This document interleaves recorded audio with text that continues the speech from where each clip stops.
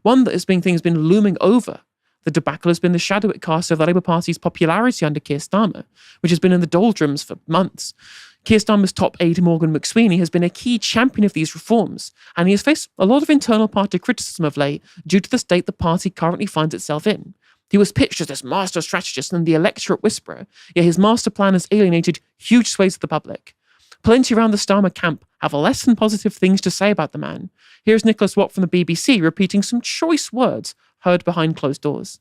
I spoke to a lot of MPs today. I'm going to tell you three big things I noticed. One is absolute despair amongst the most loyal of Keir Starmer supporters that he's got himself into this position. This is what I was told. One of them said to me, Keir Starmer has absolutely no political credibility amongst what should be his young, new, energised supporters. And from another one, this is somebody who is on, a member of the government. They're saying it is bad. It is so bad. I'm not sure they, number 10, could have created a worse situation. It is so bad you almost have to admire their artwork in creating such a hopeless situation.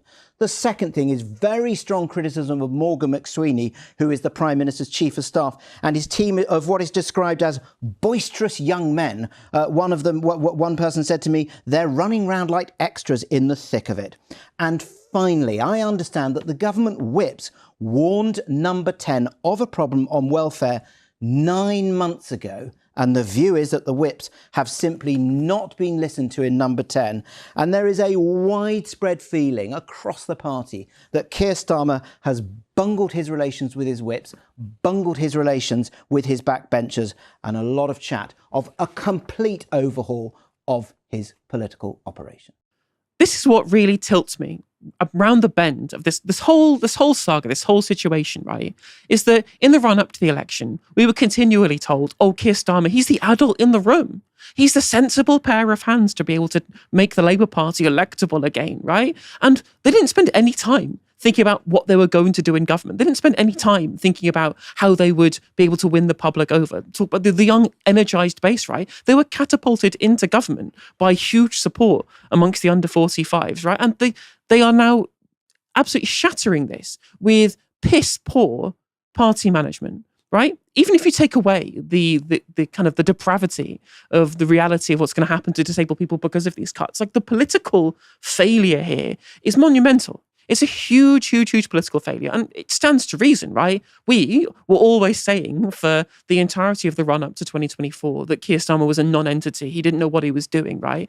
And yet the whole press package were blowing smoke up his arse, trying to pretend that he was somehow going to be this kind of dynamic individual that was going to be the person who made, as Morgan McSweeney would have put it, Labour Party the natural party of government, right? And yet they get into government, they alienate everybody. They can't even get their legislation passed properly because they wouldn't refuse to talk to their backbenchers for 9 months. They had so much time to think about how they were going to implement this policy and just thought, no, we're going to ram it through the backbenchers. Remember, the backbenchers that were specifically chosen by Keir Starmer and Morgan McSweeney, who had dictatorial control over the MP selection process in the run-up to the election, right, can't even win these people round on the policy that they've had 9 months in the making, right? It's an absolute shambles.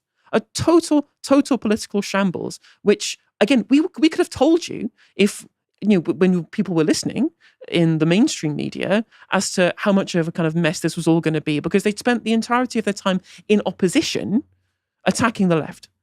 Their political project was destroy the left. We'll think about what happens in government later. Oh, child poverty strategy, put it on the later base, right? Oh, having to deal with welfare reform, let's leave 9 months and then have a fight with our backbenchers at the last minute. This isn't governance. This isn't good governance, right?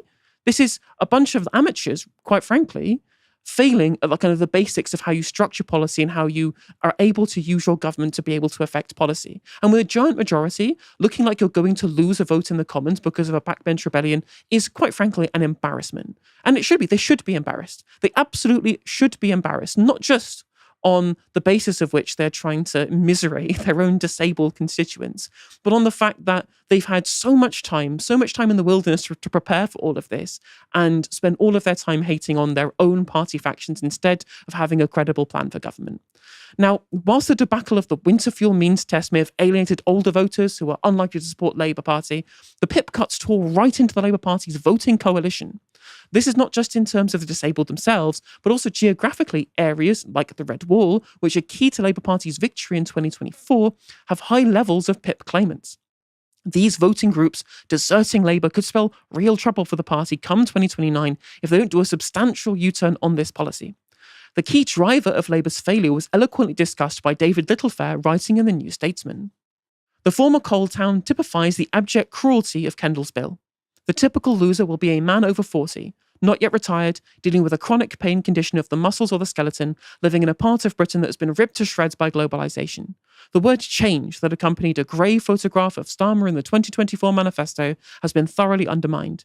This is the same subtly sociopathic policies that have typified Britain for a generation, where the left-behind areas, whose industry built Britain, and who are then discarded in favour of London's finance sector, are seen as a drag on society.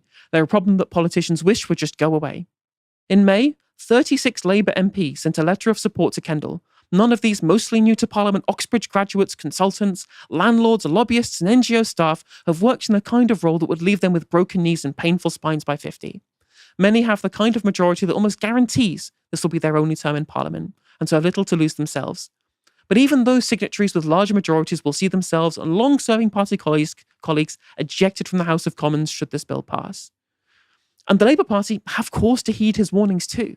The latest large-scale MRP poll has been released by YouGov, and it makes for grim reading for Starmer et al., as it shows Reform UK to be the largest party. And it would not be close. Reform would end up on 271 seats to Labour's 178, an almost 100-seat margin, with the Lib Dems increasing slightly to 81 and the Tories collapsing to only 46 seats. Reform gains would scythe through Labour heartlands in this model, shattering Labour's dominance in the Red Wall and the North East, two areas, as I pointed out before, with very high levels of PIP claims. The professionalised Labour Party of 2024 would essentially be reduced to only its urban seats, having seen post-industrial Britain lining up behind Reform UK. Although YouGov do make it clear that the bulk of Labour's lost votes are to its left and not its right, Reform's seat share would be a quirk of first past the post, as Labour's fragile coalition that was assembled in 2024 would fragment in all directions. The people of Britain have been yearning for change ever since 2008. They rolled the dice with Brexit, they then rolled the dice with Starmer. And unless things change, they will roll the dice again with Nigel Farage in 2029. Hey there, if you enjoyed the video, make sure that you like and leave a comment. That helps the video out in the algorithm. If you subscribe and ring the bell, it'll let you know when I go live. I stream every day on YouTube and Twitch. You can also follow all of my socials down in the description. And if you want to support me in a more financial manner, there's a join button for memberships. It's just 99p to be a member on YouTube, as well as a Patreon, and there's some merch there as well. And hopefully I'll catch you on the next video. Take care.